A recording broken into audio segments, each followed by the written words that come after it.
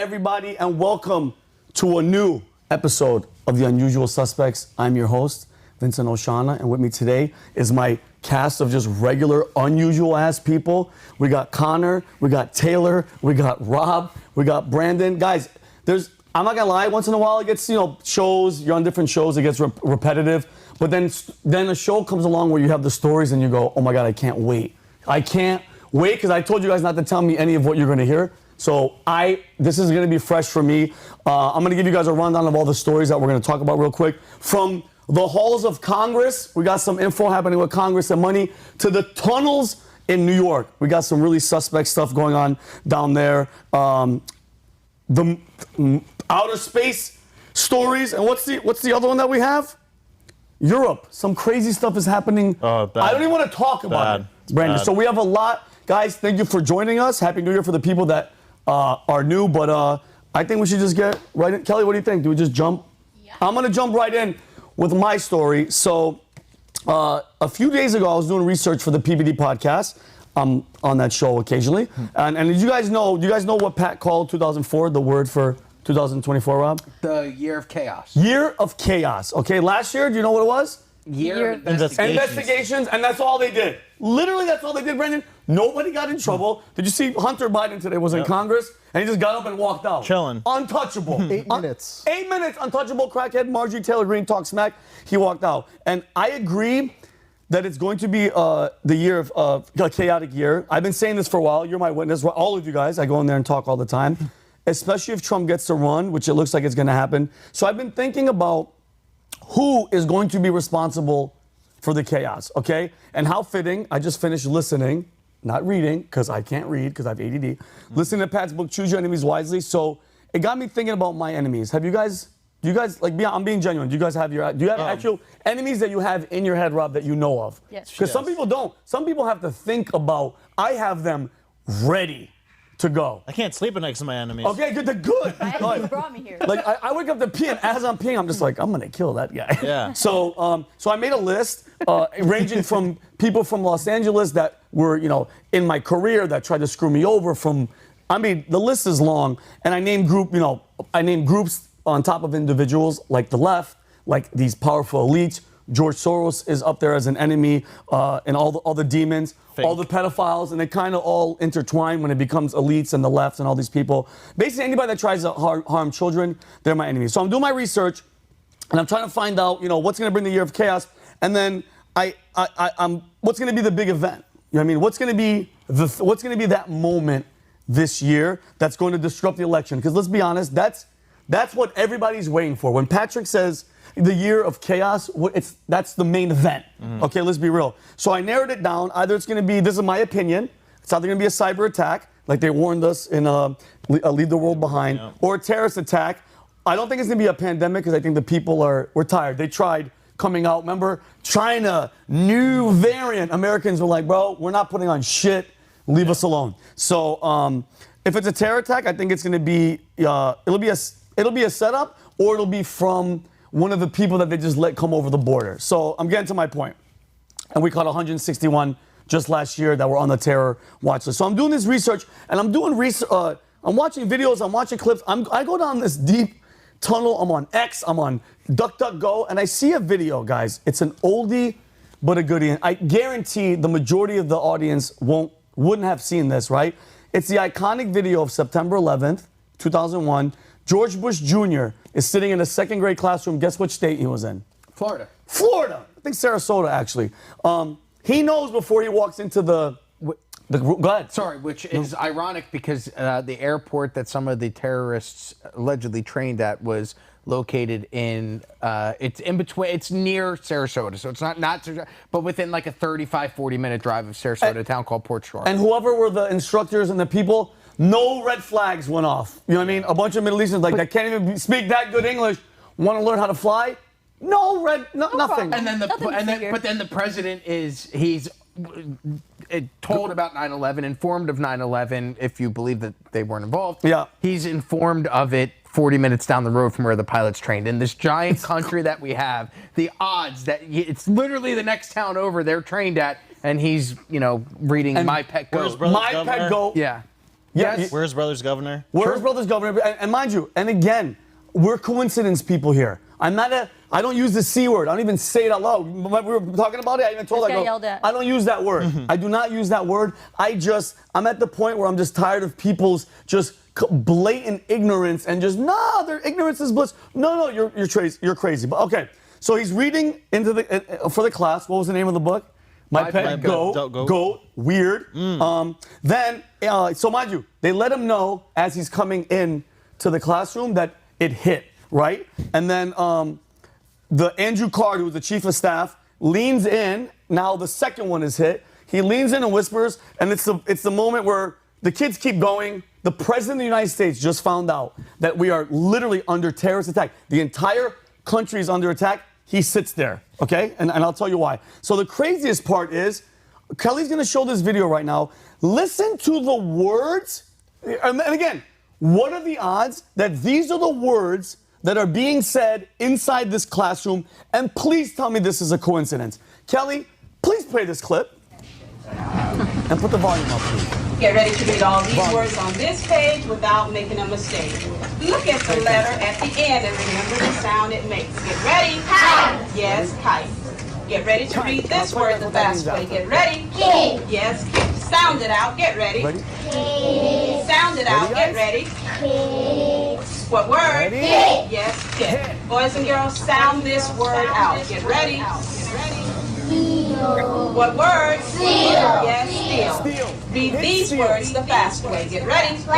Yes, play. Get ready. Must. Yes, must. Yes. Let's read these words the fast way without making a mistake. Get ready. Kite. Yes, kite. Get ready. Kick. Yes, kick. Get ready. Steal. Yes, steal. Get ready. Play. Yes, playing. Get ready. Must. Yes, must. Go to those pictures. And then what? From under your seat. Kids bow Open down, your book up to pick up the lesson paper. Now look, and now 60 on page Chief of Staff, 153. the ritual already happened. Hey, we're under attack. We're under attack, Brandon. And he backs up. Okay? Yeah, I'm a crazy person. Okay, now, are you guys, so what word out of kite, hit, steal, plane, must stuck out to you guys? Which one kind of doesn't fit? It doesn't fit in. Kite doesn't fit. So the word kite doesn't make sense, but I did some digging. The abbreviation for kite, one of them, is Kinetic Kill Vehicle Integrated Technology Experiment. It's an American anti-ballistic missile. And by the way, my opinion, nothing of any wings, no fuselage. You agree, Connor? No plane hit the Pentagon. Specifically. No. I'm beyond convinced. No plane. It's impossible. And to piggyback off of it, not only did no wings, no nothing, and by the way, it's 2001. There's not that many phones and iPhones and everything. Technology hasn't hit yet, so they can get away with shit like this easier. And by the way, in the Pentagon, I know we did some research yesterday. The part of the Pentagon that was hit, Connor, what did you find out yesterday? There was allegedly, around the time of 9/11, a investigation into a giant budget shortfall. It's been contested and fact-checked by Reuters, obviously. That's one of the things we came up with. So, it's obviously a contested fact.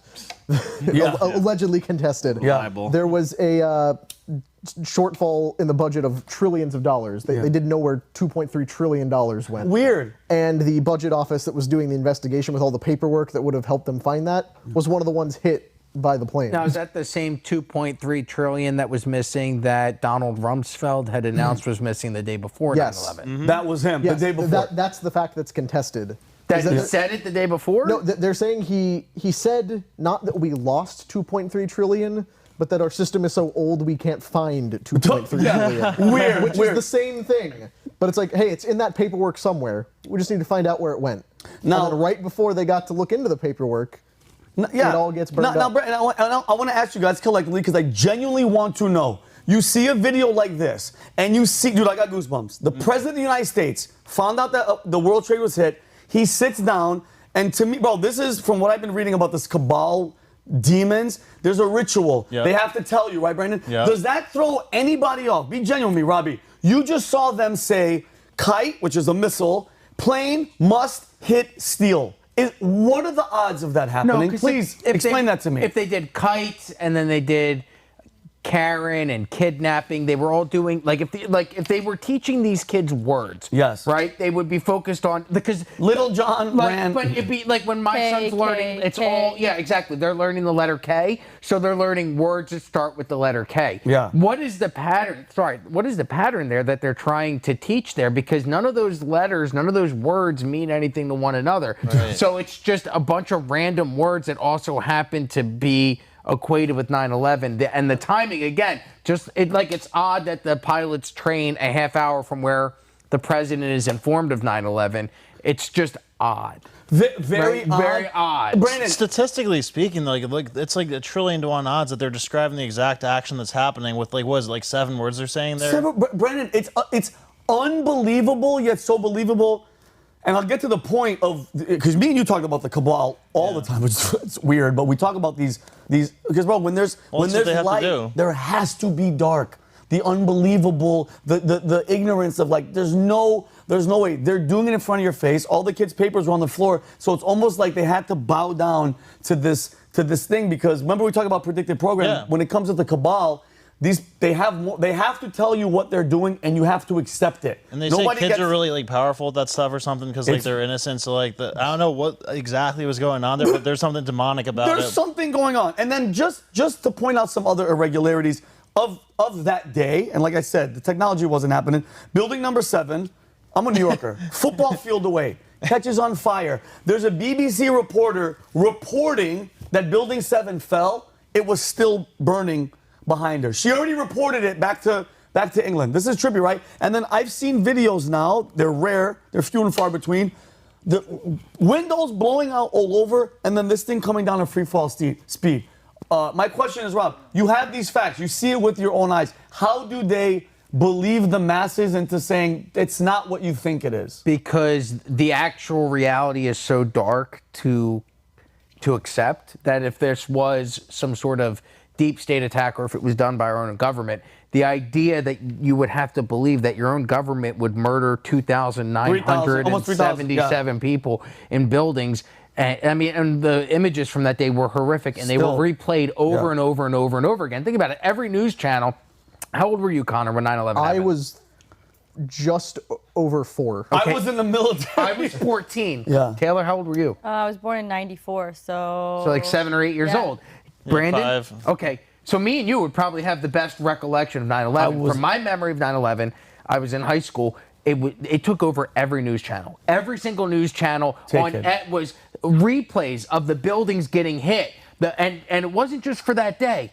It was for days. Because remember, Today Show went off. I remember David Letterman was the first entertainer to come back and do his show. But that was like weeks later. They just replayed it over and over and over. And back then, it wasn't like streaming options you had. No, your cable box and the channels that you were watching. So you were just programmed to watch this over and over and over again, and then they identify a bad guy, and then they go, we have to go hold this bad guy accountable. That's it. So then everybody just believes that. But the actual reality is, if you look at all of the evidence that's contrary to the narrative that they tell you, the government was at least complicit in what happened. Extremely complicit. And I don't think people's brains can comprehend that, so it's easier to believe that a guy in a cave on dialysis, how many thousands of miles away, orchestrated this entire program and this entire idea with 20 different hijackers in the United States. These guys are supposed to be devout Muslims, but they're going to strip clubs and doing cocaine. Very odd, the entire backstory. Go ahead. Which that should also be concerning, because how would our government, if we were as smart and as intelligent as we are, because their job is to protect us, that they allowed that to happen? Well, think about this. It's always, when it's crazy moments like this, always the money, number one, and what is the result of it? Because I was in the Air Force. I was on the Air Force shooting team. For some reason, our competition got canceled a day before, and I was told, listen, and I was the best one on the team. Don't get your hopes up, because I'm not joking. No, it's weird, because Sergeant told me, like, yo, dude, we're not traveling to Wyoming. I don't know where the hell the thing was. That happens. Another funny thing, Condoleezza Rice, who was the Secretary of the State, she called her friend Willie Brown from Chicago and said, don't fly to New York today. Here's my question. Is she a psychic? Was she worried about the weather? How do you know? We brushed that one over. You talked about Bin Laden, the guy in the cave. Every flight was grounded. Every single commercial flight on September 11th was grounded. If you looked in the sky, it was F-16s patrolling, ready to knock shit out of the sky, right? A couple days after, there was a couple of flights, Rob. And who was on those flights? I think they went to Ramstein, Germany. But this group of, I want to say, Robbie, let me make sure. Guys, hold on. I think it was 30 family members. Got to go where and who were they? Well, they were bin Laden's family members. His brother. The only people that could fly at all in the United States in the hours and days after 9/11 all happened to be the family members of the guy that we then said, that day, by the way, we were saying it's Osama bin Laden that afternoon, and then they fly his entire family out of the country. He used to be a CIA agent, too, originally. He was a CIA agent. And here's the thing. That's not information that everybody knows. But you mean to tell me public enemy number one, the guy's responsible for just killing 3,000 innocent Americans, and you let his entire family get on planes that we're chartering and getting them out of here without questioning them and interrogating them? You can't pull the wool over my. I'm not stupid, bro. That's getting rid of. That's making sure your partner family doesn't get the heat because he's getting all the heat. And I'm wrapping this up. Another Larry Silverstein takes out a couple $1 billion of policy for insurance for guess what? Guess what the main thing was? Twin Towers. For planes hitting the thing. And guess what? He got double. You know why? Because each plane was a separate attack. Winkety. Was there terrorist attack insurance? He had terror insurance. So unbelievable. And then going back to the cabal, Brandon. Yeah. And I've been trying to wrap my brain around it. There's no way that was a coincidence that happened with Bush. I think these people are literally all evil, and they're part of a cabal, the whole group, him and his cousin too, probably, Barack Obama, which is Bush's cousin. Kelly, can you play the clip? This is David Whitlock. He's an author, he's a researcher. He spoke to multiple cabal whistleblowers who basically revealed that they have an occult belief that they must tell you what they're doing, and this is what you said. Yeah. You have to do so or its karmic consequences do not come back on them. Kelly, can you play that? Put the volume. Audio, go back, please. Play from the beginning. Yeah, go back. It's all good. What is going on? No audio?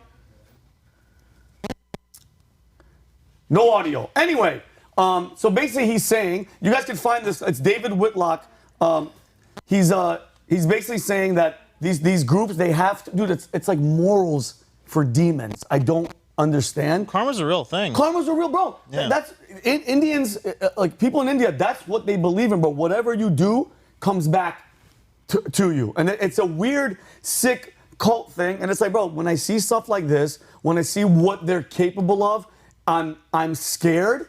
But I'm not like a fear-mongering, hey, everybody, the world's gonna end. Be ready, because if they can do that then, they have to do something that's coming up. What it comes down to is just like literally just look at what's right in front of you and pay attention, and you'll see everything you need to see and know everything you need to know. But it's like you said, the vast majority of people who don't believe what we're saying, they just can't comprehend it. Like that's 99% of people. If you try to explain this to them, they say, I just can't imagine people would do that. But you know, like you said, everything is right in front of your face if you're really looking at the documents of what the military and government's planning. Well, and that's what Alex Jones said when Tucker Carlson, because Alex Jones predicted the events of 9/11 months before they happened, where he even said they will blame Osama bin Laden for this. And then Tucker Carlson asked him, how did you know that this would happen? And he goes, well, they tell you. He goes, you just have to read. Yeah. And he goes, the difference between me and a lot of other people is that I actually spend the time to read what they're telling us. That's actually a great point. And what they told us was that this was going to happen, so I just told you what they told me. That's a great point, Rob, because you know everybody always says, read. Oh, no, Pat, with the kids and everybody reread. That's a great point, because if they have to put it out, watch, read, get it out there so you can consume it to know what's coming. And then on that, it goes, okay, so why do our public school systems, they don't teach kids how to read? I wonder why. When you think about it, it's like you look at their grade level, they can't even read up to grade level. Well, if they can't read it, then they don't know. And if they don't know, then they're not really paying attention to what's going on. So if you keep them stupid, the public stupid, they're not going to tell you what they're actually telling you of what's going to happen. Stupid and distracted, especially. You can hand the average high school senior a document laying out 100% of the things these people are doing. The entire plan spelled out in black and white, the full confession, signed by everyone. And not only will they not understand the complicated language they would use, they wouldn't be able to read the cursive the people signed into. I tell you what their names were. Yeah.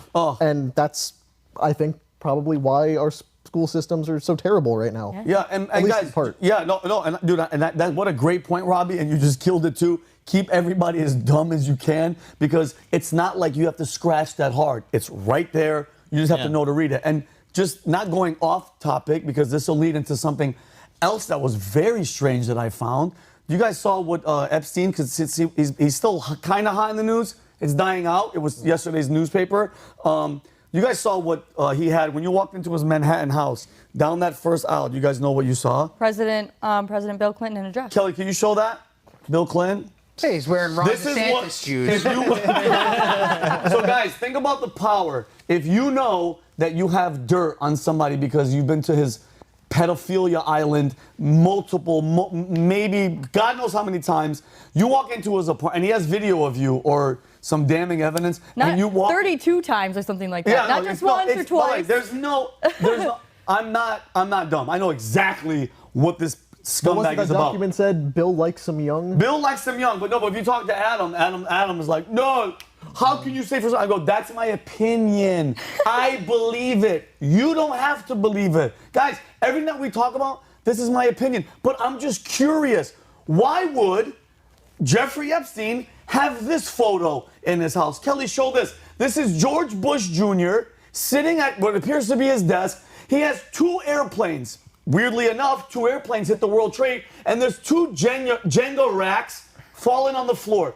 Try to explain that. Try to explain this and let that make sense to me. Go ahead. I mean, the most straightforward explanation is that it was painted after 9/11 as a joke, but still. As a joke, meaning this guy was in charge, and what? He threw these things. He made this happen to knock those pieces down.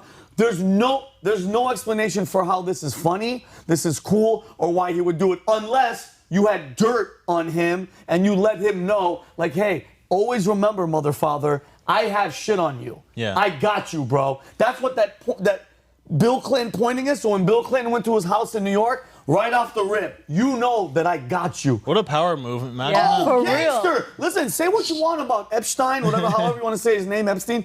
That guy worked for Mossad. Epstein, he was. If you don't say it right, you're gonna get canceled. But Mossad, say what you want, Connor. What a just.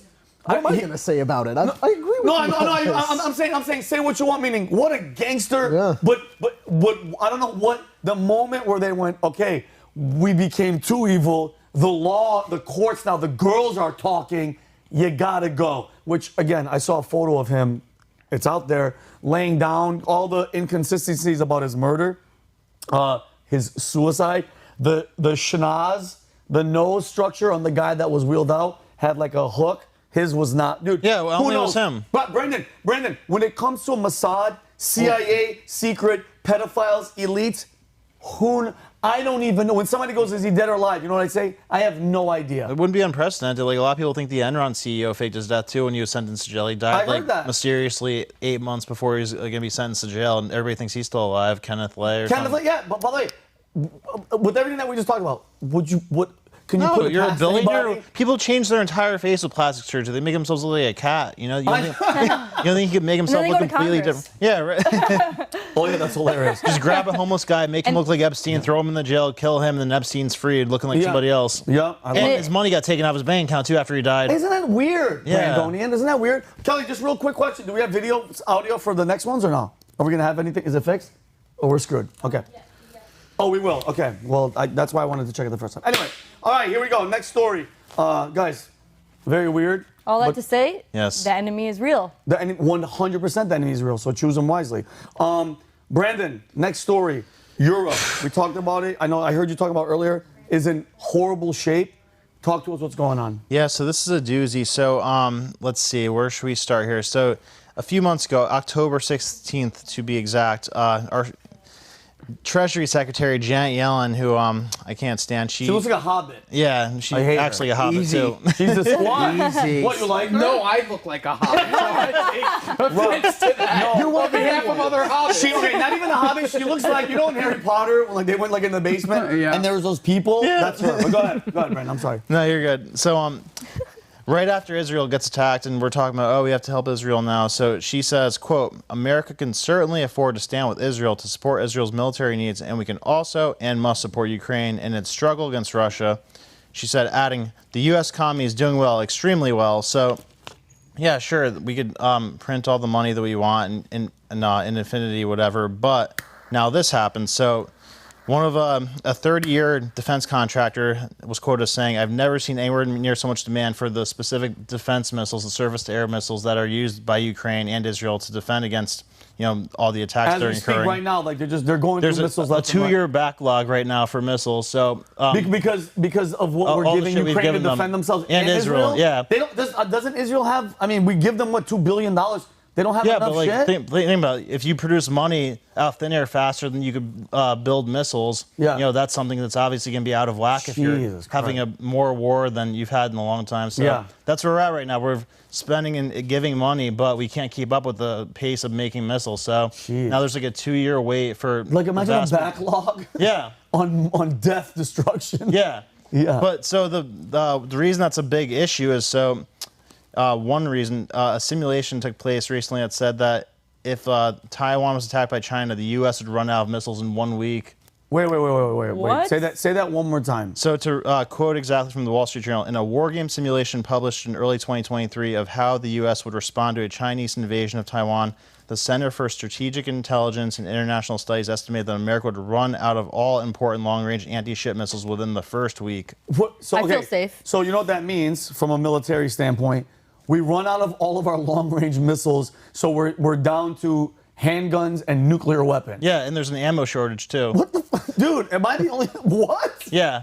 So what? The reason I started with Europe with all this is because, we had Colonel McGregor on a few months ago, right? A couple months ago, yeah. Everybody thought like he was kind of, I don't know, out there with how... Wacky. They called him wacky. The interview got 1.5 million views for as wacky as it was. Wacky. I mean, but he was really hard on saying that like it's a completely different situation than we're being told that Russia's destroying Ukraine, that Ukraine's about to fall any month now. So people didn't really pay that much mind at the time, but from just the number standpoint, check this out. So Ukraine has created enough cemeteries to bury 1.5 million people over the past few months. They've lost 500,000 out of the 2 million active soldiers. What? Yeah, and they're preparing to lose another 1.5 million.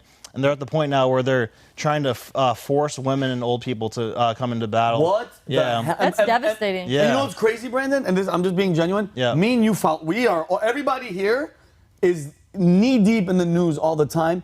How come we never hear that? I never hear those numbers. We hear they're doing great. They're crushing it. Yeah, guess what? No, they're not, bro. Hell no. Russia is ridiculous. And yet at the same time, all the restaurants and nightclubs in Kiev are in full operation. Are chilling. Nightlife is Well, that's popping what we off. see. Yeah, allegedly. Zelensky green screened himself into. Of course he did. Into plenty of buildings. But Yeah. But so while Ukraine is dwindling and getting weaker, so Russia's actually been building up their capacity. So at the beginning of the war, they were able to produce 40 long-range missiles per month. Now they're able to produce 100, and they're building factories. They're getting military supplies from Iran, China, all their allies. Is Russia up, Brendan? Yeah, so they're like getting stronger. They're adding to their military budget. While they're at war, they are getting stronger and producing more missiles than previous. But we, who are currently not in a war, we're running out. We're not able to replenish our own supply, let alone match what they're doing, which is exceeding previous. Yeah, we're not even technically at war. Said. So we're not supposed to be engaged anywhere. How is that even trying possible? to do the proxy wars. What's possible? Like, how is that even possible? Like, why wouldn't we be producing more? Like, what would cause that? Well, because so in the 90s, when we massively cut our defense budget after the Cold War happened, we went from having 200 companies in the military-industrial complex. Now there's only 5 big companies that handle everything. Like one of my like Raytheon, Northrop Grumman. My cousin works at some of these places, Brandon, in California. Guess what they make? They make missiles for. Well, they're not making enough. Well, but what I'm saying is, these guys, he's happy because he thought he was going to be out of a job. He is. Oh, they're cleaning up right now. Killing it right now. Because he's in full mode. Yeah, this chart shows it might be hard to see, but bar number 1 at the top is 2017, then 2021, then 2023. So the biggest bar good job, shows. Kyle. That's perfect. So that's how much. There's $730 billion worth of orders in their order books right now, and it's going to take them 2 years to fill most of it. So we're right now, God forbid, the Taiwan thing happens or just anything in that matter, we can't really do 2 weeks. much. We can't do shit. Why did they do that though? From like a business perspective, limiting it, is it just because they cut funding, or they wouldn't allow other companies to produce them? As far as what, like back then or right now? Back then, because you said many more companies were producing it, right? And then they limited it to only those. Yeah, so they didn't limit it. They just cut, like our Department of Defense cut funding. So Gotcha. kind of It's like only allocating it to the them. weaker companies kind of like shriveled up and died off. But the military-industrial complex, it's not like really a thing where a startup company could just start producing nuclear missiles and whatnot. It's like a massive infrastructure you have to build up, and like so you can't really just like launch it. And it's something that would take like 5 years to like actually build a company that has some momentum. Brandon, this type of information, do you think our enemies know that we're in this shape? I mean, if you could find it, if the Wall Street Journal publishes it, by the Wall Street Journal, Thanks a lot. And thanks a lot, WS. G doesn't have a Wall Street Journal subscription? Yeah, what do you mean? Of course he does. Real quick though, so one more part of this. So yes, Russia is getting stronger, Ukraine's getting weaker. If I had to bet, I would say that Ukraine probably falls in like 18 months with the pace it's going You think they last another 18 months? That's optimistic. But I feel like when we had Colonel McGregor on, we went through and looked at maps as to how much of Ukraine they were fighting in, and how much had already been overtaken by Russia. And it was like 95% of the map. Maybe it was Tim Pool. I know for a fact on one of our episodes of the PBD podcast, we did that. And we looked in real time as to where Russia had overtaken and beaten the Ukrainian army and how much of the land they had taken. And it was like 95% of what they were going for. It's like a third right now. That's actually taken. Okay. But and it's been going on for almost 2 years. So I guess, another 18 months to finish off the last third. And that's like most optimistic. It could be even like as short as 6 months because, it's kind of a thing where like once you fall, then the momentum like really builds up. Like once people start actually not wanting to fight and things like that. So Ukraine's like at that point where they're really losing morale and not wanting to fight anymore. But so once that happens, Russia's on Europe's doorstep, and Europe has spent nothing in the last 20 years since the Cold War ended under defense. They've only relied on us. Like NATO, out of all the NATO spending, the U.S. has put 70% of that money into NATO. So we have all the stuff, and this is a good graphic that shows. Let me see this graph. So the top bar is the U.S. Then the look how small everybody else is after it. Oh my God! A guy tried to tell us that they need to pay their fair share. Yes. And they said, why would he say that? I wonder who that was. Who was that? Trump. Yep. Oh wait, They needed to pay up. Not the same hotel guy. Yeah. Donald Trump, That the orange New York guy. hotel guy. The New York hotel guy warned. Oh wow, guy that's from The weird. Apprentice. And check this out. So this is a great graphic of all the blue is the NATO We show countries. this graph, Cal. I love you. The blue is all the NATO countries. The yellow is Ukraine, obviously, and the gray is Russia. So once Ukraine falls, Russia's right on Europe's doorstep, and Europe is totally barren as far as arms and weapons for what they have. They have like less than 100 tanks in most of these countries. Some of these countries don't even have tanks, no artillery. They're all reliant on the U.S. to help them out if they ever needed it. And it goes to make you think that, when everyone's like, well, peace, love, we don't need to do that. No, you need to be prepared for situations like this. Like, what's the saying? Like, you want a peace with a big stick? If you want peace, prepare for war. Yeah, it's like you want to prepare for the worst. Like, I don't, of course we want peace, but I want my military to be as stacked as possible for when things happen, like we're prepared. But Europe obviously isn't. And that goes to show that we also shouldn't, that's poor on their leadership to be dependent on the U.S., which obviously we're behind as well, and we shouldn't even be fronting all of that. Yeah. But that's insane. If I was Europe right now, they probably don't even know though. They're like, You think I'll do you one better on that front, because Vinny, when you were talking about what we'll be left with, you said once we spend all of our long-range missiles in a week, we're left with small arms and nuclear weapons.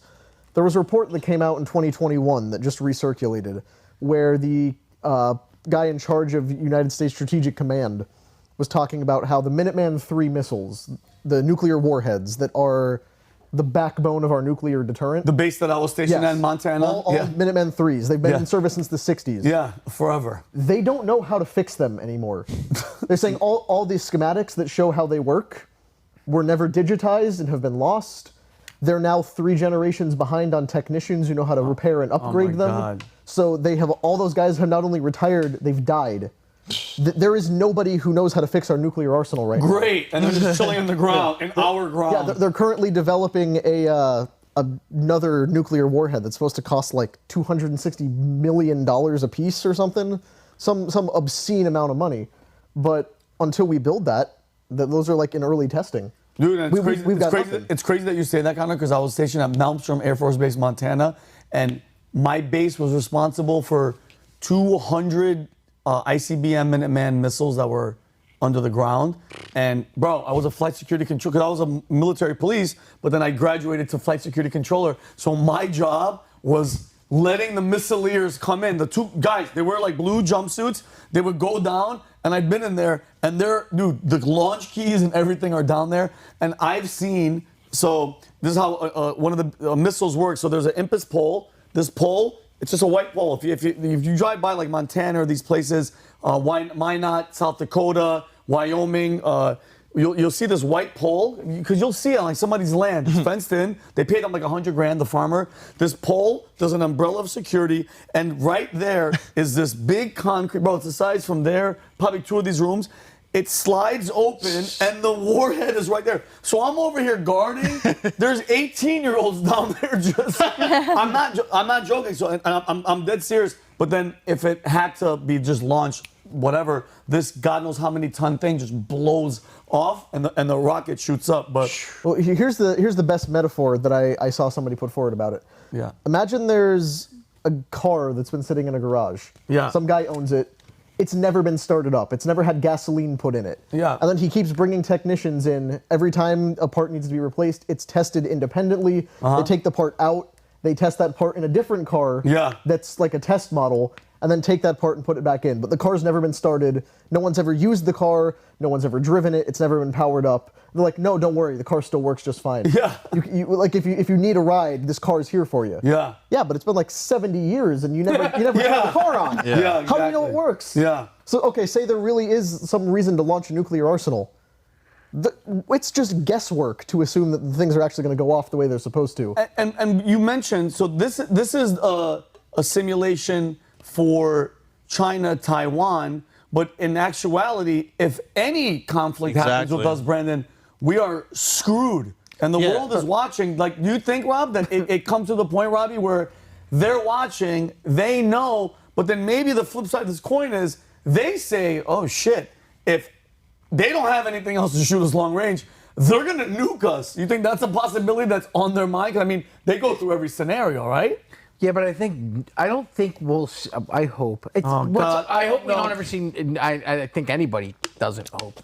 Everybody hopes that. Anyone who's not Lindsey Graham, hopes we don't see. But I have noticed an uptick in the word, and I've never heard it before until within the past, I want to say, year or so, was tactical nukes. Yeah, right. Smaller nukes. Yes, they keep using this term, tacular nuke. Tactical. Like, tactical. Yeah. Like it almost makes it seem like it's less of a problem. Oh, no. It's like more acceptable. It's a tactic. It's not a giant nuke. Yeah, it's a baby. It's in a briefcase. But we're still resulting to nuclear war. Oh, so yeah. It's scary that we are at a time where there's conflict in the Middle East, there's conflict in Europe, there's conflict here within the United States between people that are flooding our borders and coming in this country, and people like us going, wait a minute, why are we paying for these people to be shipped all over the United States? It feels like there's all kinds of different conflicts. Which one's going to become the one that breaks out in a global war? Sweden, they're preparing their citizens for war. They haven't been to war in like 180 years. Did you see that? But their prime minister was saying, okay, we may end up having to go to war if we end up joining NATO with Russia. So it's like everybody's worried right now. Wouldn't that be a reason to not join NATO? Like, people have they do it so everybody else has to get involved. Yeah, people speculated that Ukraine trying to join NATO is the reason why Russia invaded in the first place. I saw it live when Biden kind of welcomed a small attack. He's like, listen, if there's a minor incursion, good boy. If there's a minor incursion, that's basically saying, okay, listen, don't go to war. But if you bomb a couple of places, that's called an invite. That's opening the door for somebody to fight. But the one thing that does scare me, and this is my opinion. Again, I love that word, opinion. If one nuke goes off, we're effed. Everybody's launching. Because think about it. If somebody has the balls to launch, if Russia or somebody does something, bro, it's war. Everybody's gonna panic. What do you think? People are just sitting there. This isn't when they're like, oh, Trump has the key. Let me explain something to you. To launch a nuke, there's so many moving parts, from phone calls to codes to the code. Once that happens, if somebody does it, it's over. And just to give you guys a heads up, these things are so precise. You guys, I want to give you guys, because Kelly, we're going to be moving on soon. Okay. When you guys were talking about the Minuteman missile, so you guys picture a dunce cap, like like when the kid's in trouble in school. So the rocket goes out of space. That dunce cap, which is huge, leaves it's the reentry system. It leaves the other part that got it. The rocket, it falls off. That thing, Rob, can open up in outer space. Imagine the dunce cap opening, and there's separate baby warheads inside the dunce cap. So if a nuclear weapon actually does come in, picture, because it goes upside down. Imagine a dunce cap coming in upside down. They have them to hit within like an inch of what the target is. But you know what the scariest ones are? The ones that don't hit the ground. They go like above the atmosphere. Like imagine above your town, it launches. You know those videos where you see the explosion, atom bomb, and then imagine that happening here, and it's sucking all the oxygen, all the radiation, everybody's dead like that. And once that happens, we're unlivable. You're not, dude, the fallout for something like that. So if you see a nuclear weapon, if it's all out nuclear war, if you can, try to move your head, kiss your own ass goodbye, because it's over. I was actually looking at it. It's like, oh wait, there's a way to survive this. Because they have one theory where you're supposed to go in the fetal position, so your fetal position, so the nuclear wave goes over They you. taught all those kids in the 80s that you could survive by getting under your desk. Yeah, no, you're dead, everybody. But Or you do the safety dance. Just a quick, I'm told that helps too. just a quick point on that, because you were saying everyone was freaked out that Donald Trump is going to have the nuclear, like he's going to be able to start war. There's no such thing. Button, but it's like Donald Trump, when they were saying he was going to do World War III, where are we today with all the countries actually at war? I remember there was a time where there was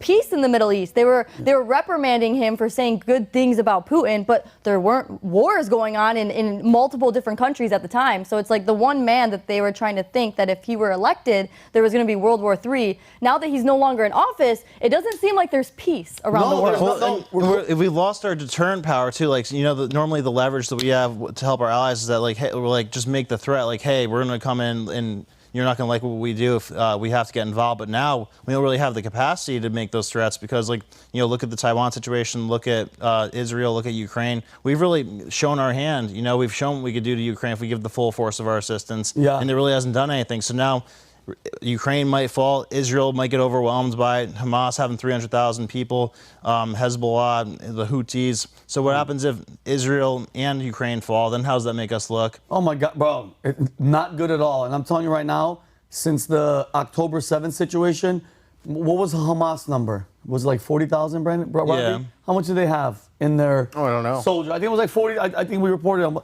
How much do you think before, because we're wrapping up right now, how much do you think that has multiplied just of people that on that side, the Muslims in that Muslim world, how many fold? Yeah. They're not going to have a recruiting problem. Hell no. That's going to be Israel, I would hate to live in Israel, bro. Like right now. Yeah, they're surrounded by enemies. They're surrounded by enemies, and I genuinely and we're not giving any of our stuff to them anymore. No, What's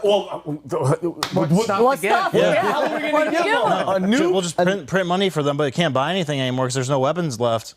Yeah, Bear in mind, just a few months before everything started in Israel, Israel was giving weapons to Azerbaijan to help eliminate a rebel group of Christian separatists that were trying to form their own country. Yeah, the Armenians. So Israel. Yeah. I guess you should have held on to all that stuff. Yeah, that's not too. Now Turkey's gonna get involved. Now Turkey's upset with Israel. Oh yeah, did you see the Turkish? Is it a prime minister, Brandon, or is it a president? I think president. I think it's a called president. him Hitler. That guy's fucking. That guy's great. He doesn't give a shit though. Yeah. He's nuts. Turkey gets involved against Israel. Israel's done. It's not in good. Then we gotta get involved. But with what? That's what I'm saying. We're gonna nuke everybody. We'll have boots on the ground. That's going to be the answer. Well, with our trans LGBT army members. Oh yeah. Here's the problem though. Recruitment is down. Nobody wants to go and serve in the United States military anymore. And why is that? Because you look at It's woke. well.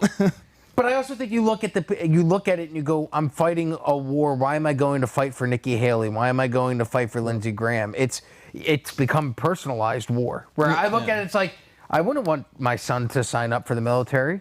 Why? He's going to end up going to die in some third world country so that Nikki Haley can make another $8 million from Boeing? Yeah. Like, Look at the rules of engagement, too. That always pissed me off of how, like, you can't shoot unless you get shot at first. And, like, That's a dumb. Let me explain something too. If I'm threatened, meaning if somebody's doing this, I have to wait for them to shoot. No, I'm shooting. Yeah. You're not gonna point anything at me, and I'm not gonna do because I'm there to help. And if I'm fucking fearing for my life, I'm shooting. Yeah. I'm sorry. All right, moving moving on to the next story. What are you gonna say? Okay, you're good.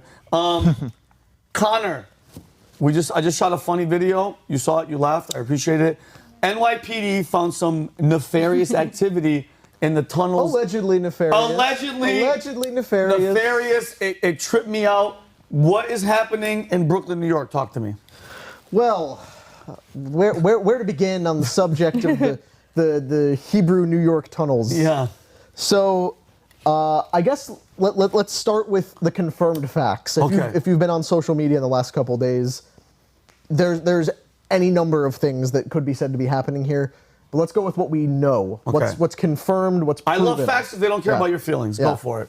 So, the confirmed facts of the New York Jew tunnels. Sewer Jews. It happened at... Don't whisper it. It sounds Guys, you can say Jewish. Go. I want to get the facts. It's at the Chabad Ludovich World Headquarters. God bless you. Go ahead. Thank you.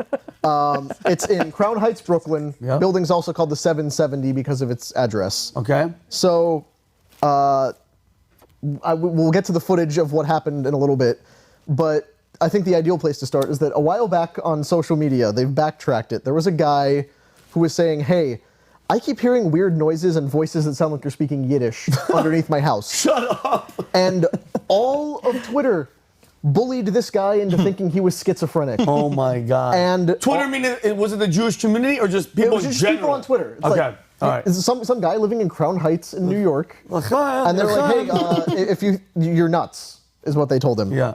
And then turns out there actually was a group of Jewish men building a tunnel between the Chabad Ludovich World Headquarters and a nearby abandoned building. This building used to be a mitzvah, which is a ceremonial bath that Jews use for different ceremonies and other things like that for purification. Like a bar mitzvah is for the boys to become men. Yeah, but it's basically like a large pool where they go in and they purify themselves. They bathe before weddings and other important events. together. Not usually. I don't know. okay. I don't know enough about Orthodox Jewish I'll traditions. email Adam. Go ahead. But basically, this one was for women. This was like the women's bathhouse. And down in the basement, a group of guys went down there and dug up the basement about 160 feet to get into the other building. What? And they questions rage about why this was done. But people reported hearing sounds under the floorboards. Then a crew laying pipes near the center went and they were digging up the ground, and they found evidence of a tunnel. They did some investigation, and then the center leadership said, hey, we think there might be some illegal thing built under our place. Of course. So the center themselves are apparently the ones who called this in. The city came and inspected. They're like, yeah, there's this gaping tunnel just leading off into the darkness. We got to fill that in. Oh my God. They call the police and work crews to come supervise it, and that's when this kicks off. Kelly, if you want to roll that clip. Oh my for God. us. So what are we about to see? What we are about to see here is a clip of a group of Jewish men, mostly in their teens and 20s, showing up and clashing with police to protest this tunnel being closed up. There's no sound on this video. I don't that's think. fine. So wait, that's the tunnel that he's coming from. So this is inside the Chabad Center. And who destroyed the walls? Well, first they started by vandalizing the cement trucks parked outside. Okay. Wow. And then as police responded to the scene, they forced their way into the building. Knocked his yarmulke And then off. this is where this is the women's section of the downstairs synagogue. Okay. So there's essentially, I should backtrack here, that the building is a center for the Chabad movement upstairs. Got you. There's a synagogue downstairs. Got you. And in the synagogue, there's the men's section and the women's section, where behind the wooden paneling of the walls is where the entrance to the tunnel was. What the hell? These guys forced their way in, ripped the wood panels off the walls, then took sledgehammers to the concrete behind it to open up the tunnel to make it harder to close up. What? That guy you saw getting dragged out, they weren't in the tunnels. It was guys who entered from that side to try to make it harder to seal up. But Because they didn't want to give up the tunnel. They didn't want it sealed up. So the guys pulled them out. You see a cop deploying pepper spray there. It's this large group of people. Only 10 were actually arrested after this. The rest Only 10? The rest just left. Okay. Did they go back through the tunnel to escape? They did not. That's where I go. They did not. So The other interesting thing here is that there's currently an ongoing legal dispute between almost two warring factions of Orthodox Jews over this building, where one is like the Chabad Center leadership that is, running the movement. It's a more traditional form of Orthodox Judaism. Then the guys mostly blamed for that protest are members of a messianic sect of Judaism that believes a rabbi who used to teach out of that center was actually the Messiah. The guy died in 1994, notably did not come back after 3 days, so that should have put the end to that. But the kibosh? Should have put the kibosh on that one, but it did not. And these guys are still adherents of his. They believe he's still the Messiah. And they believe they should be the ones who regulate things at this headquarters. So there's a legal dispute where they have access to the synagogue downstairs, but not the center upstairs. And they think part of why this tunnel was dug is that these guys wanted a new way into the building and are trying to expand, but nobody really knows. I mean, listen. And they also haven't established a timeline for when this thing went up. How long it's been? Allegedly, it was either 6 months to a year. So some of the reasons that have been floated, like I said, maybe they're trying to expand it, but that doesn't really make much sense because how does a poorly constructed dirt tunnel help expand a property? Can I ask you a question, Connor? Does digging under a foundation of a building make it less secure? I'm no engineer. But I know you're not. But I would think that, yes, that's part of why they wanted to fill it in. Dude. Because they dug under other buildings and houses. What the hell is going on, dude? And that's how far they dug? Yes. This is the That's a long-ass line, bro. So let's break down this map real quick. Leave that up there. So at the top left is where the Chabad Ludovich Center is. And then the building is in the bottom right-hand corner of that block. That's roughly the path it would have taken. This isn't exact. This is just what I did based on my own research of, one's at the intersection, the other's around the corner, and they dug underneath all that. How much space is that? Like, is it a mile or less? It's about 160 to 170 feet, give or take, which, if you're a bunch of untrained guys hacking away with shovels in a basement, Crazy. is fairly significant. They made their way to Valuetainment, no? Yeah, they're here. Most of them you showed me before when they were with the president and stuff. Like, so this is a pretty influential group of people, right? This is a very influential group. These are essentially run Chabad Judaism. Kelly, we have a picture that you can throw up, a little collage of guys that these people have influenced for the years. Oh, this is okay. What's their deal, though? So let's see. Yeah. Vladimir Zelensky, George Bush Jr., Donald Trump, Barack Obama, George Bush Sr., Javier Milei from Argentina, Ronald Reagan, Vladimir Putin. These are all guys that have, because this is the world headquarters for this organization. It's this weird little rinky-dink looking building in Crown Heights, Brooklyn. What the hell? But people come from around the world to meet here. But why were they photographed with all of those world leaders? What's the idea behind that? That they're advising? That they advise, in Javier Milei's case, he's on his personal quest to convert to Judaism, so that's his own thing to figure out. He actually visited this center a little while ago. Connor, and I had no idea where you were going with this. This might not be where you're going. But in my head, these are all elites, all powerful stuff.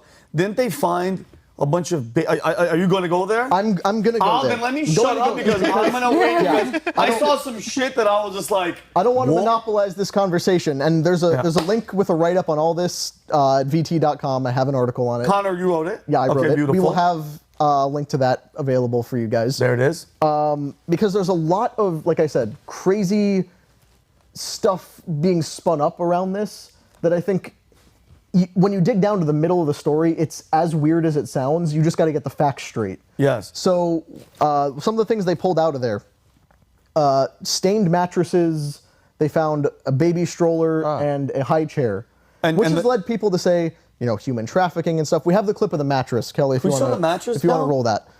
Because I think there's something important to note here. that guy makes me laugh. Yeah. Which one? Here's them pulling. Yeah, what is like oh my God. It's stained with either blood or feces. But, here's the thing. Yeah. You see where they pulled it from? Yeah. It's not inside the tunnel. It's behind the wood paneling. Yeah. Which means they're not pulling mattresses out of the tunnel. They pulled a mattress out from behind the wall, which might complicate people saying, oh, this is clearly evidence of child sacrifice and human trafficking and whatever weird stuff. Yeah.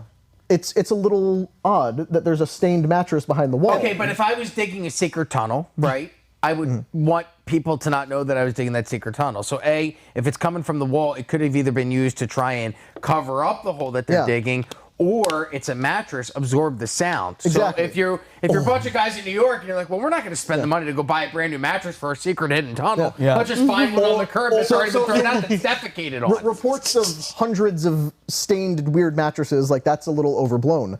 But at the same time, the thing with the high chair, the thing with the stroller, those weren't found in hundreds of quantities. They found like one of each in the building, which remember was a women's bathhouse. Yes. So it could be argued there's a reason for there to be childcare stuff in there. Women are going there before they go to temple. Yeah, that's fine. They have stuff for childcare. And if you look at, I don't think we have the footage of what that building looked like, but it's been abandoned for years. It is stacked to the ceiling with garbage. Yeah. So it's like they found some of the stuff in piles of trash, not set up like they were in active use. Got you. But I did hear this, so it's kind of, not to cut you off, I apologize. They're doing forensic DNA testing, I heard, on some of the stuff. They've been calling for that. I don't know. I would look for dead bodies. I look for bodies too. You don't know what the hell's down there. Yeah, You can't just seal it up. But how powerful is this group, though? Not to cut you off. Like I said, I don't know enough about the Organization of Orthodox Judaism to tell you what their influence is, but if these guys have met with powerful people, like these are leaders of the leaders in this community, which is why it's a little weird, because they're saying like, hey, it's a little strange. This was a group of teenage vandals that came in and dug this tunnel, and that's why they desecrated a sacred place. We want them punished for this. But it's like, this is a world headquarters for an organization. How do you not know somebody's tunneling into your basement? No. It does not compute. Well, if you were coming from the other building, but they weren't coming from the other building. And it's it seems like the tunnel started at the building that you're talking about. It's hard to say which side it started on, but very clearly, like, it connected all the way through. So, like, people were in and out.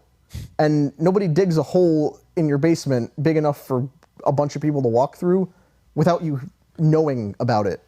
Like, either you're the most clueless person in the world or you're lying about why this tunnel existed. What was destination number 2? Like the first one was their headquarters. Where did it lead to? So this is the other thing. There's been reports of a network of tunnels.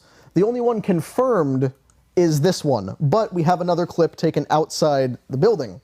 Kelly, if you want to roll that one for us. This is outside the... This is outside the Chabad Center. Yeah, I saw this. Dude. So here's just a dude. I saw this. No, it's not a dude. It's a Jewish Pouring dude. up out of a sewer grate. Dude, and then look at him. See, he pops up, sees his shadow, gets scared, and runs off. So apparently that's like 8 more weeks of war in Gaza, I guess. Oh my God. So, like Groundhog Day. He gets frightened and runs away. So, dude, that's so... But the fact that he wasn't coming out of a confirmed tunnel entrance. That's another random spot. So that means there's more than one way in and out. And what people are starting to speculate is, okay, how many of these things are there? Because this isn't some unique Judaism thing. There's always been reports about weird tunnels underneath New York City. Dude. Abandoned subway tunnels, maintenance hatches, sewer systems. It's all connected. It's all a bunch of infrastructure piled up on top of each other. So these people can just kind of come in and out. It's just the tip of the iceberg. But my thing is this, I don't think, I mean, I understand public transportation in New York is freaking insane. I could see how somebody would be like, hey guys, we want to, we want to get to Shabbat, but the traffic. But anything that has to do with the tunnel and there's something, it's not just fishy, it's tuna. There's very few non-nefarious reasons. Very few non-nefarious reasons to be digging weird tunnels. Because people are like, oh, either it was dug to expand the property, or they did it during COVID. I don't understand that one. That argument I've heard over and over again, that they're trying to expand the property. I go, but how? Underground? The other explanation is they dug it during COVID when the building was locked down. But I don't know. The tunnel was only dug 6 months ago. Yeah, there was no lockdown. Hey, we don't have room in the house, but they in the basement, in the real basement. A lot of people are trying to come to the defense of the organization. Like, no, they just put up the tunnel because they're all afraid of anti-Semitism, and if some attack kicks off, they can escape through the basement and run out the other building. Yeah, okay. Have you guys ever seen this meme? That's how I feel right now. I'm like, yeah. You're like, what the hell? Trying to do the math on this one, because it's not computing. Like I said, I wanted to talk about the facts of this thing so far, but the implications of what's going on. Like, let's say hypothetically, this was a mosque instead of a Jewish center. If there was a group of devout Muslims, devout Orthodox Muslims, who dug tunnels underneath their mosque into nearby buildings, everybody would have no problem saying, yeah, that's a little weird. What are you guys up to down there? Yeah. Let's figure that out. No. I'm very suspicious. Or, hell, Catholic Church. Yeah. If the Catholic Church had a bunch of stuff sprawling under its, which a lot of them do. Yeah, They've totally also do. found mosques that have illegal construction underneath them. I guess what? I think the fact, because I saw a bunch of videos too, these guys were cocky as shit. They were laughing at the cops, and 10 of them got arrested, bro. Nothing's gonna come out of this. 10 out of the dozens and dozens of people who were there. That's some shady stuff. And I was gonna just say that I can't wait to see what happens. We're never gonna find. Nothing to see here. I gotta wrap it up. All I know on this subject is that I can't wait to see the episode of Cops they release about this. Start off, Chabad boys, what you gonna do? What you gonna do? Hey, And they come you're for going you. down the rabbit hole. Got it? I do joke. All right, guys, Connor, that was. I still can't believe that happened. But that was what a random crazy story. I know you like that one. All right. do. Next story, Taylor. I know that this year's been just, well, Brandon, for the past 2 years, 3 years, inflation is going crazy. Everybody's losing money, but some people, not me, made a lot of money. And I guess you were talking about it's a lot of people who are in Congress. Please talk to me. Yes, members of Congress made a killing in 2023. Weird. They made a lot of shmoney, and they outperformed the S&P. They outperformed small hedge funds. And you think, like, you ever wonder how people in Congress off a six-figure salary make millions and millions and millions of dollars? Even Nancy Pelosi, where they were reported in Newsweek in 2022 of a net worth of $171 million. Wow. Seems a little strange, right? She's my favorite. They actually came out that they outperformed not only the S&P. If you were to pull that up, Kelly, of what that looks like, you can see there's many of them that outperform the S&P. Number one being Brian Higgs, a return on his money at 238%. Shout out to Brian, just out there cheating your dick off, huh, Brian? Yeah, making Let's a go. lot of money. Insider trader. From our money, because how do they get paid? From taxpayers' money. So if you're looking at that, you see Brian Higgs, you see Mark Green, you actually see both red and blue. So this isn't a divided thing. So both sides. It's both of them here. It's called a uniparty, right, Brandon? That was your problem in assuming there's two sides to this thing. There's just one group of people who are making money. There's no such Also- thing as sides. Also, shout out to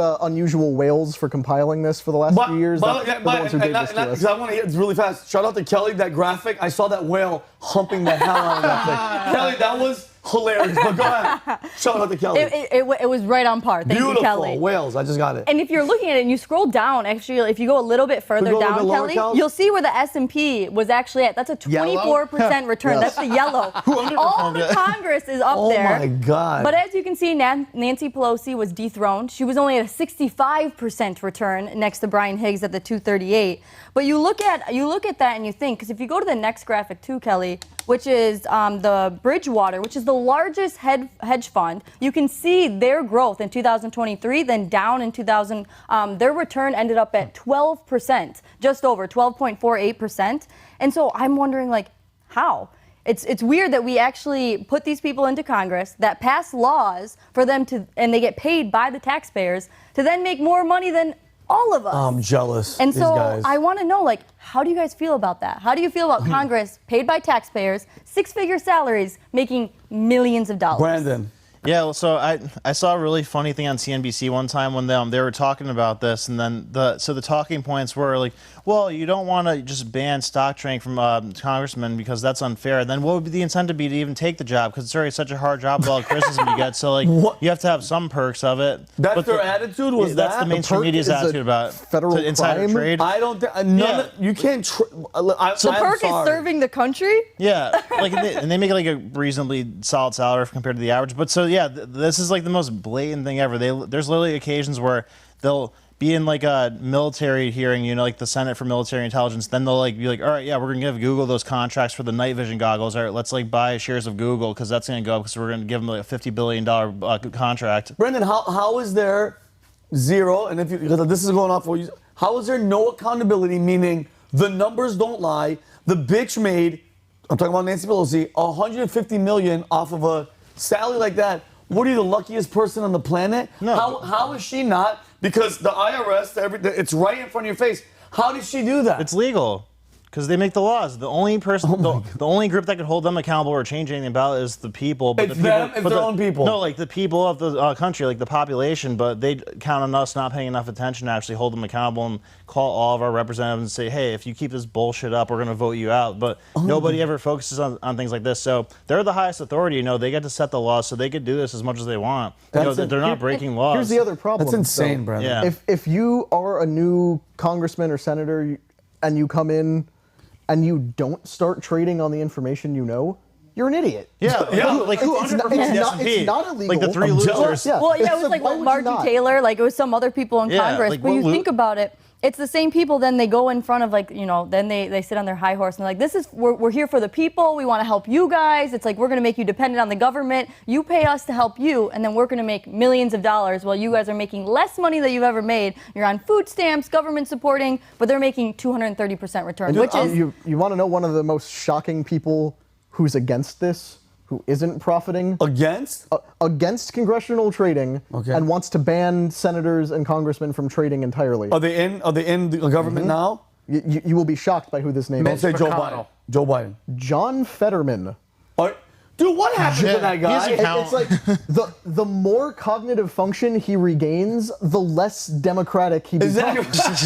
But John Fetterman is co-sponsoring a bill to ban trading on individual stocks for senators and congressmen. And he's still wearing shorts. Yeah, like this is a guy who is, for all intents and purposes, was considered brain dead during the election, dead. and Dude, he was there. shockingly still won. Yeah. What does that say about Dr. Oz? Yeah. If it was a But could you legitimate envision election. Dr. Mehmet Oz banning congressional stock trading?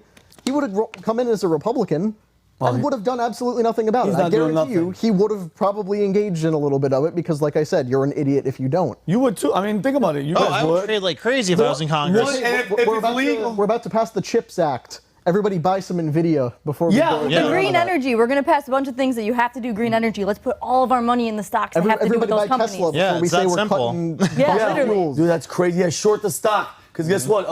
A negative thing is going to come out about Elon Musk. Short it right now. Well, they all sold before COVID happened. All of them did. Yeah. Of course they I did. wonder why. Yeah. Yeah. Well, And then they bought back in. Well, they went, boom. They're like, okay, now let's put our money back. Yeah, in. well, Because we're going to print $2 trillion in the next 6 months, so we're going to do good. Dude, but that is the only way it'll ever change, though, is if 60% of the population's outraged about it. It makes it very clear they're outraged. They don't have time. You know why? Taylor Swift and Travis Kelce are kissing in Argentina. Bread and circus. No, exactly. When the people start talking shit and start to question, just have games. UFC, America's Got Talent. Nobody cares, bro. Yeah. But I see this and I get so frustrated because I'm like, and you see Nancy Pelosi with her drunk ass talking shit all the time. It's like you sneaky little rat. Well, I'm jealous. And we criticize these other countries because so much of the wealth is where? It's put to the government. What are we doing right then? It's like America's getting poorer while our people sitting in Congress are getting richer. Oh, yeah, and we have no bombs, apparently. We have no missiles left. And we don't even consider that government money, though. That's the thing. Because when we talk about how much money the government gets, congressional stock gains are not included in the federal budget or anything. We should get a percentage of that. Yeah, They but should, it's like it should be these people reallocated. money and then making personal profits. They don't have to break that up. Like, they just have to declare things I think it's within 30 days. You guys, I want to announce something here. I'm going to be running for Congress, and so if you guys want to vote for me. Really? And then, I'll give you a percentage, though. I respect it. Well, Brandon's going for president. Yeah. Listen, I'm 45. I will happily be the vice president. And guess what? I could literally just sit there and do this, and I'd be doing a 10 times better job than Kamala Harris. By the way, where is she? Yeah. Who? That's what, Kamala. Yeah, exactly. When's the last time you even heard her cackle? But anyway, go ahead, Taylor. No, I was gonna say. So, like, when I run and I make a 230%, you guys out right here, since we're talking about it today, I'll give you guys a percentage. You're a sweetheart. Would we be considered her constituents? I love that. You guys can be my board of advisors. See, here's the thing. We wouldn't be constituents, but because we've coordinated this, we'd be co-conspirators. Which snap! But it's legal. But you're above the law, though. It's legal. But You're above the law. You're right, though. It is using our money to do that because, they have the budget of whatever, $5 trillion a year. They get to decide what they do with that. And if they allocate, $100 billion towards contract X for company X and then put their money there, it's like they're using our money to push their money up. Should it be legal or should it be illegal? No, I think there should be I think they should be able to invest, but I think there should be some sort of limitations on what you could do as like an investor, like knowing inside information. Or if they know the information, wasn't there like a Pelosi stock tracker? There still is. Yeah. It was a Paul Pelosi's or was it Nancy? Yeah, because all the investments are done through spouses and stuff. Paul Pelosi. I feel bad because even when I hear that guy's name now, I'm like, oh, the fellow with the gay sex. But what would have happened? The gay hammer sex. It didn't go down quite like that, but he's never going to beat the allegations. I know, and poor him. Like, imagine you get attacked in your own home, and then you're like, you come out of the hospital. Turns like, out Elon Musk said you're a homosexual. Yeah, exactly. You're like, man, it couldn't get any worse. Somebody beat me with a hammer. No, wait, I was beaten and almost killed. I'm not gay. Like, Jesus Christ.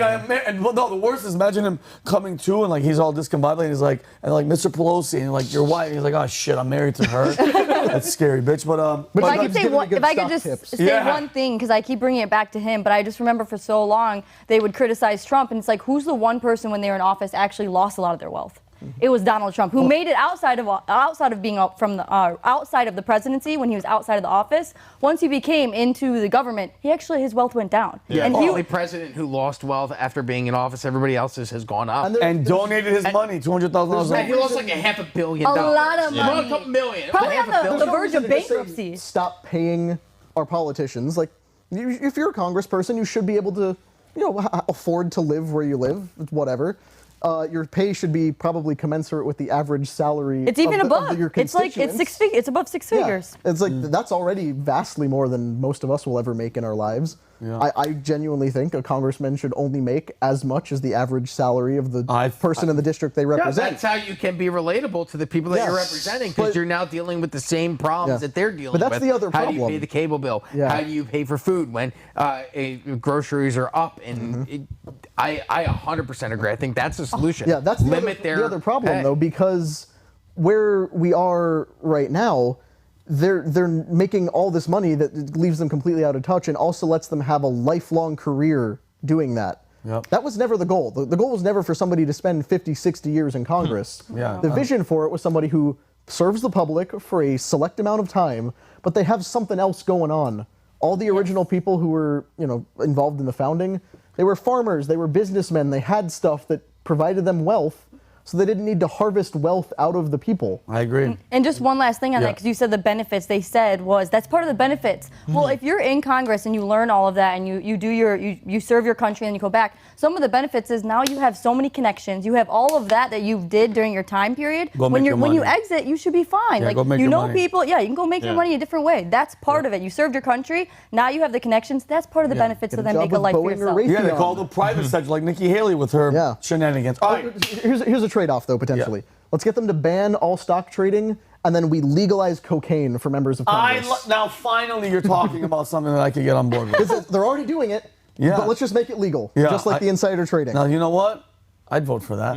I'd vote for you. Approve that message. Hey, you might be in your cabinet. Okay. All right, guys, moving on to the last story. I know. Did you guys see what was happening last week during January? Yeah, right when Epstein stuff came out. 100 and some cop cars downtown Miami. People were saying they were aliens. Black people were recording shit like, oh shit, tripping out. Dude, I saw some the most famous guy. Did he get hit by the car? Oh, the guy running. Yeah. A black guy was running because he thought it was aliens, and he got clipped. It was, dude. You think he's dead? He has to be dead. But, aliens are dumb enough to go to Miami. They're no threat to us. Yeah, that's so funny. So Rob, but you,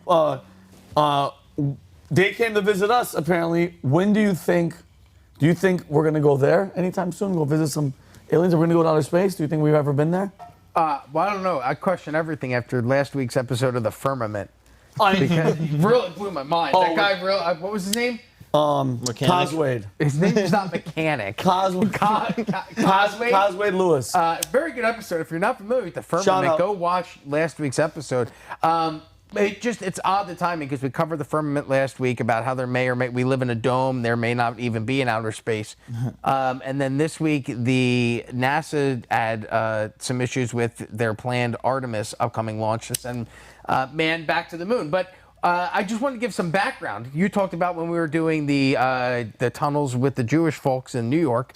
You talked about fact. And I wanted to present a few facts according to NASA about the space program and kind of where we're at, and then get your opinions on the moon landing and if we ever went.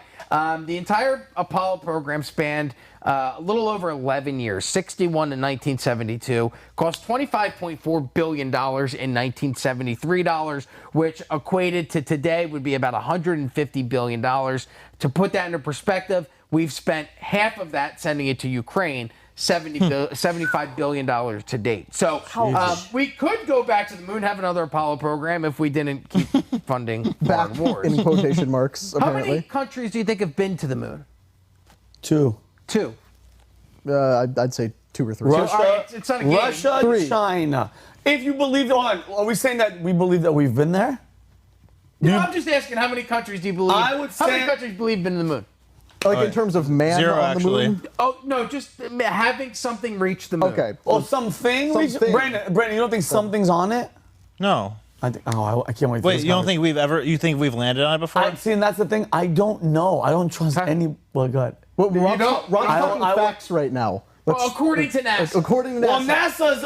I don't trust NASA. How many NASA was government started by the space Nazis, so- administrations talk about going to the moon? They say that 4 countries have landed on the moon. Only one country, the United States, has actually landed man on the moon, but 4 different countries. Russia reached it in '59 with a spacecraft. The United States in '69 with Neil Armstrong. China also has reached it in 2013. And India was the latest, the 4th country to land on the moon. Which is the least believable. India? Wait, India? No way. Does India have rockets? They don't even have roads. Yeah, here's the thing. You know India didn't go because if they had, the lunar capsule would have had like 50 dudes hanging off the side when it landed. No, it's funny is say one giant leap for me, but whatever, I'm here. You know, the one for mankind, whatever. All right, go ahead. How many men do you think have walked on the moon? Never a woman. Oddly enough, very sexist. What a NASA, wake up. sexist plan. Wake up, NASA. Get out, I'm leaving. 3? 0. 0. Back Yeah. to 0. Okay. Yeah. Do you know how many men have, according to NASA, have walked on the moon? According to NASA? Yes. 2? 2. I would say 2 if they did. If they did, According we're to talking- NASA, we've had 12 different astronauts walk on the moon, 6 different space missions to the moon that were successful. Apollo 11, Apollo 12, Apollo 14, 15, 16, and 17. The last time a man stepped foot on the moon, a person was on the moon, was back in 1972. That was the last time we were actually on the moon. Currently, there are 9 countries across the United States that are trying to go to the moon. China, the United States, Russia, India, Canada, Europe, Japan, Israel, and the United Arab Emirates, all making a play to go to the moon. However, Could you imagine if the astronauts from Israel and the UAE ran into each other on they the get moon? up there and like, really? We My came all God. this way. Just floating, and they're like, Hey, we were here first. This is our moon. yeah. No, problem is my they're still going to no. lock the Palestinians in an open air prison. so it doesn't matter. and it's literally open air there. No atmosphere. No so air atmosphere. prison. No atmosphere prison. Go ahead. Just this week, a company called Astrobotic. They had a mission to land a spacecraft on the moon. However, that mission had to be abandoned because they ran out of fuel. Now, I made the equation to you guys earlier. I've driven to work 100 times, 200 times. You know why I've never ran out of gas on the way here? I drive a Tesla. But I've never ran out of battery power because I know exactly how far it is. You know why? Because I've been here 200, 300 times. If you go to a place a bunch of times, how likely is it that you run out of fuel trying to get there? Yeah. Seems odd. If you're me, you might, but NASA shouldn't.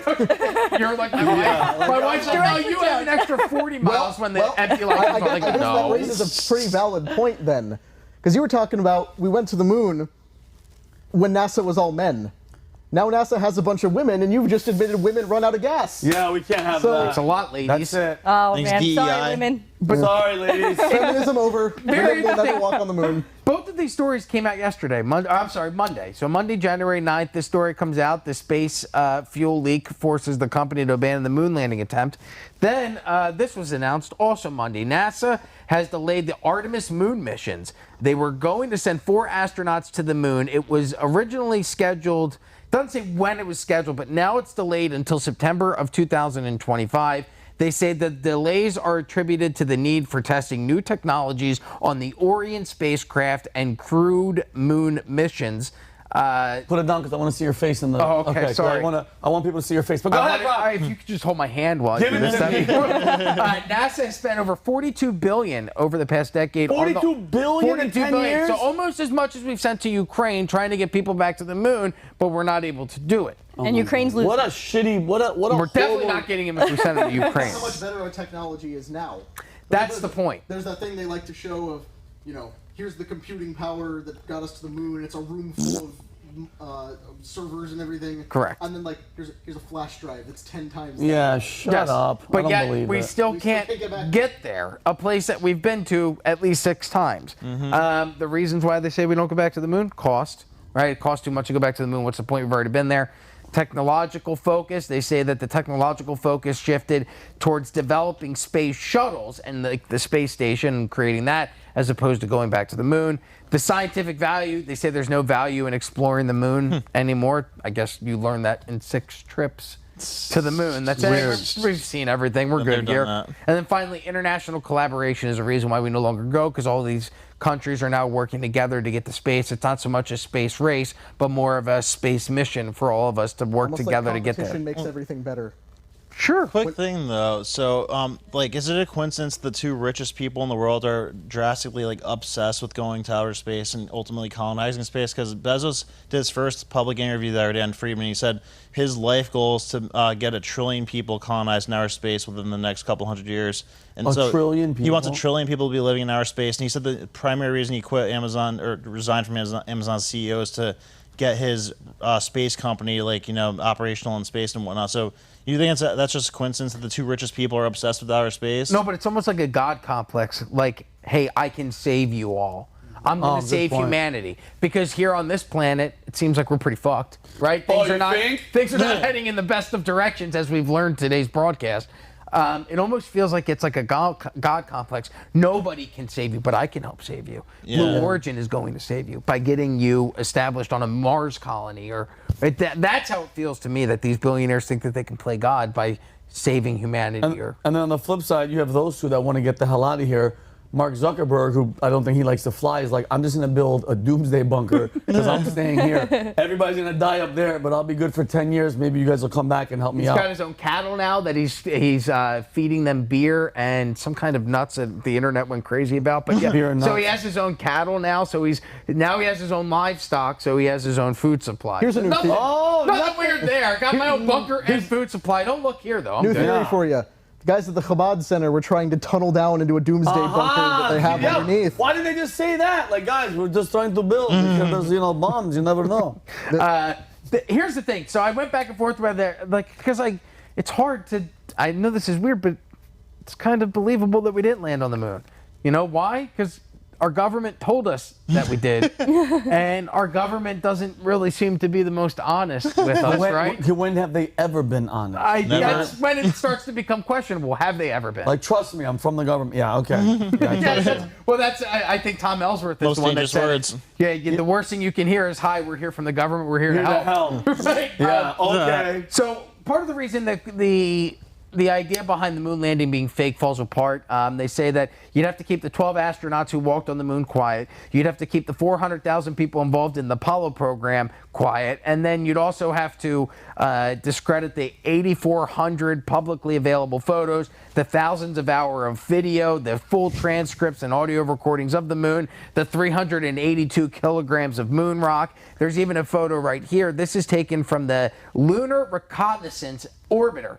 It's a satellite that NASA owns and operates. It takes high-resolution pictures of the lunar surface, and what you're seeing here is, according to NASA, the landing sites and the abandoned modules that they have sent to the moon in the past. That could be a high school kid with bad acne's face in black and white. We wouldn't know shit. They say Armstrong and Buzz Aldrin also planted a lunar laser. It's a laser that is used to reflect lasers from America that are sent to the moon to measure the moon's distance from Earth. Oh, that's believable. That right there. That little thing. That we left in 1969. That little thing. Space lasers. Laser beams. You hear space lasers and it's a deranged conspiracy theory. But we just dropped a little thing up there to reflect things back. Yeah, so we can measure how far the moon is. That wasn't a bag of wheat? What is that? How far away is the moon? Like, did they not know that before they went up? What is that? Is it a book bag? Look, we're already polluting. We need Greta Thunberg on the moon to save it. Greta Thun. You have stolen my moon dreams. Now, here's some of the reasons why people point to the moon landing being fake. They say there's images where crosshairs appear in many Apollo images, and some of those crosshairs actually, because back in when they used cameras, they would have to develop the film, and there would be crosshairs, and according to people on the internet who don't believe that we landed on the moon, the crosshairs that appear in the Apollo images sometimes appear behind objects in the photo. The claims are that if the images on the moon were real, this would be impossible, just suggesting that somebody used Photoshop and planted those arrows on, or the crosshairs on.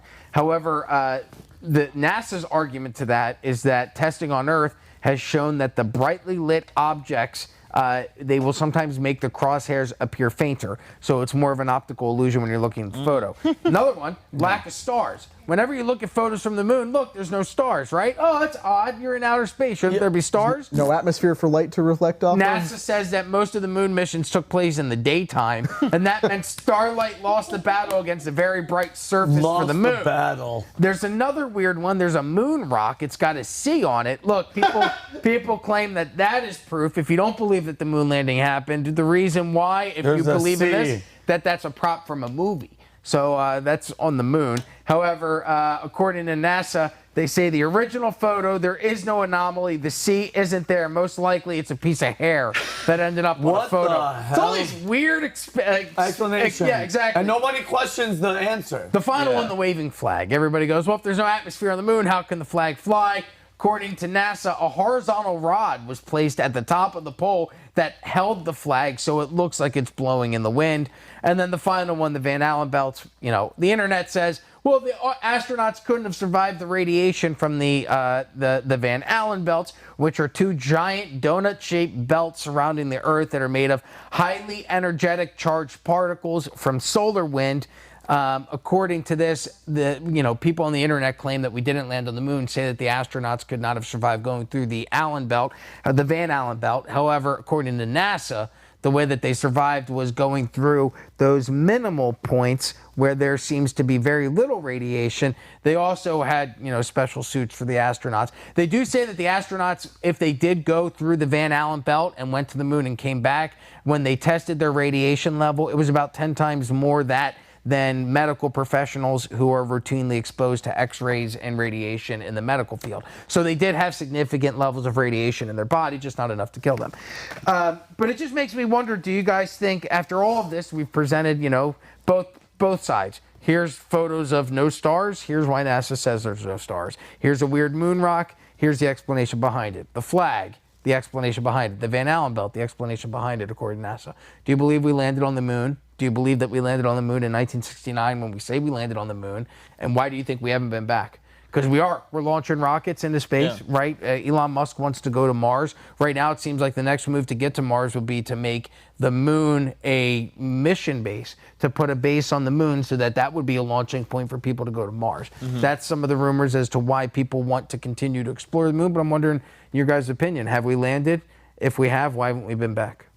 Go ahead, Brandon. Yeah, no, I definitely don't think we have landed because I think the government isn't cost efficient, isn't really sophisticated and capable of doing something like this. So I think the private sector has a much better chance of actually, advancing through space and doing things like this. I think it was just a publicity thing in the 60s. We had better, Hollywood was more equipped than NASA, and so Hollywood made it look like we went to the moon.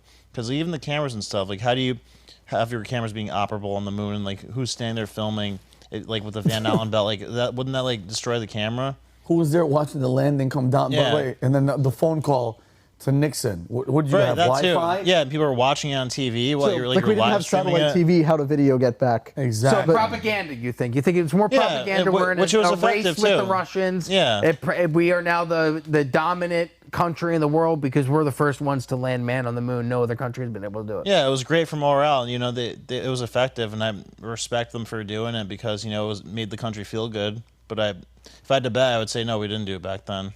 What do you think the moon is? Do you think the moon's actually real? Yeah, I'm not gonna go that crazy. It is you think it is there? Yeah, I think it's a thing. You just don't think we can reach it. It's an actual planet. I just don't think that the government's capable of reaching it because the government isn't really super competent in building. No, even the complex program, things. even the rocket that ran out of fuel that they just pulled this week. The technology, the Astrobiotic Technology, the company, their mission was financially backed by NASA with a $180 million contract as part of NASA's commercial lunar program. So even when the government is hiring companies to go to the moon, they're spending the money and financing it, it's still not getting there because the government is incompetent. Yeah, because what stakes does NASA really have? You know, they're not going to like go out of business or lose their jobs if they screw up their mission. But Elon Musk is going to go out of business if his rockets aren't profitable or if he isn't able to get NASA contracts. So, you know, his rockets are already costing a fraction of what NASA's do because they're able to be reused, which is a groundbreaking thing for as far as rockets go. And they're cool to watch. You ever watch the rockets shoot up and then he'll land them back down? Yeah, that's incredible. That's insane. Connor, what do you think? You think we landed on the moon? So, I am, like all of you, am somewhat skeptical, but I do think we went, but I believe the video's fake. For the reasons Brandon just said. So you think we went at a later date, but we used propaganda to make it seem? Maybe we went the first time. It's hard to say, but I think we went up there and like, well, no one's going to believe us if we just say it. So we got to film it. But how are you going to do a TV broadcast from the moon? How are you going to make a phone call from the moon? Doesn't make any sense. We couldn't do that yet. So I think they went and also had a video that they aired at the same time that they filmed on a soundstage that shows the guys landing. And they're like, okay, we're going to go up there, but no one's going to see it, so let's make a video about it. I think we have probably gone back at least once or twice. I don't believe the whole thing's a conspiracy theory, but I do believe government incompetence has slowed us down a lot. And I think what's happened since then, part of why we can't go back, is because we've handicapped ourselves with so many other things. Like, it used to be our consuming national passion to go to the moon, to beat the Russians.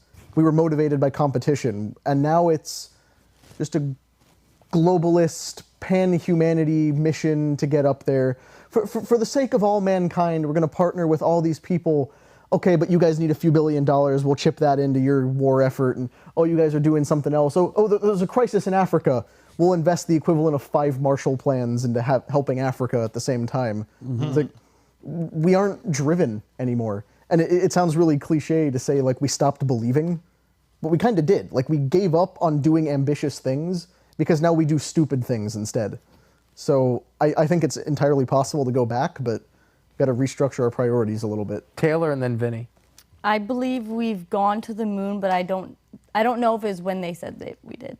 Okay. That's what I would say on that. So you think we've been? I would say we've been to the moon by then. I agree. Yeah. That's kind of where I'm at. I think we went. I don't think we went when we did. I think it seems like the propaganda, after being subjected to propaganda for pretty much my entire adult life by the mainstream media, I start to question everything, and then it happens. You go, oh. But I go, you know what? I could see how we need to beat the Russians. Let's tell them that we beat the Russians, and then we'll figure out how to get there later. The question becomes, how come we can't get there today? But so you think it was secretive the time they actually went, though? Yeah. I think because you can't come back out. Yeah, you can't be like, oh, this was our first time, and it was years later. Why can't it just be a second mission, though? Like, why would they keep that secret? Well, I guess they could say we went back. I would say we've been, but I'm skeptical to say that that's when we went. But I would also say, like, I can't fully disagree. Like, it makes sense. Like, we wanted to beat the Russians, and so we said we went. So from a leverage standpoint from countries, like, it makes sense why we would have done what we've done.